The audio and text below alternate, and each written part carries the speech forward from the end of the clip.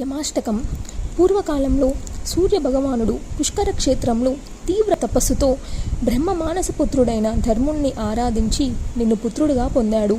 నువ్వు ధర్మరాజువి, సర్వసాక్షివి, సర్వభూత సమవర్తివి, సర్వభూత సంహారకుడవు.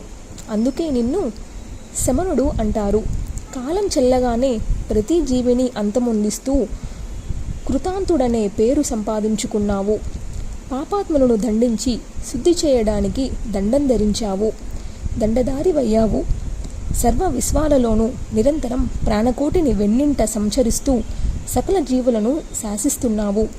ఎవరైనా ఏదైనా తప్పించుకోవచ్చు కానీ నిన్ను మాత్రం తప్పించుకోలేరు. అందుకే కాలుడన్నారు నిన్ను. నువ్వు తపస్వివి, బ్రహ్మనిష్ఠుడివి, సంయమినివి, జితేంద్రుడివి. జీవులకు కర్మఫలాలను నిష్కాముక్షికంగా పంచిపెట్టేవాడివి.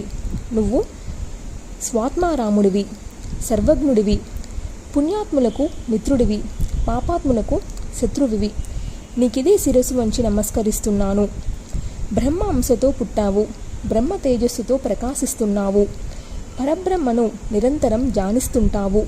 నువ్వు ఈశుడవు, నీకిదే వందనం అని సావిత్రీదేవి స్తుతించి యముడికి శిరస్సు వంచి నమస్కరించింది. నారద, ఇది యమాష్టకం. దీన్ని తెల్లవారుజామున నిద్రలేచిన వెంటనే రోజు పఠించిన వారికి మృత్యుభయం ఉండదు, సమస్త పాపాలు తొలగిపోతాయి, యముడి అనుగ్రహంతో త్రికరణ శుద్ధి ఏర్పడుతుంది అని చెప్పి నారాయణ మహర్షి సావిత్రి యమ సంవాదాన్ని కొనసాగించాడు. సౌనకాది మహామునులారా, శ్రద్ధగా వింటున్నారు కదా. నారాయణ మహర్షి నారదుడికి వివరిస్తున్న సావిత్ర్యుపాఖ్యానంలో అశుభ కర్మ విపాకం ఆలకించండి అని ఒకసారి హెచ్చరించి సూతుడు కొనసాగించాడు. నారద, సావిత్రి చేసిన స్తోత్రానికి యముడు సంబరపడ్డాడు. మాయాబీజ సహితంగా శ్రీదేవి మహామంత్రాన్ని ఉపదేశించి పూజా విధానం తెలియజెప్పాడు.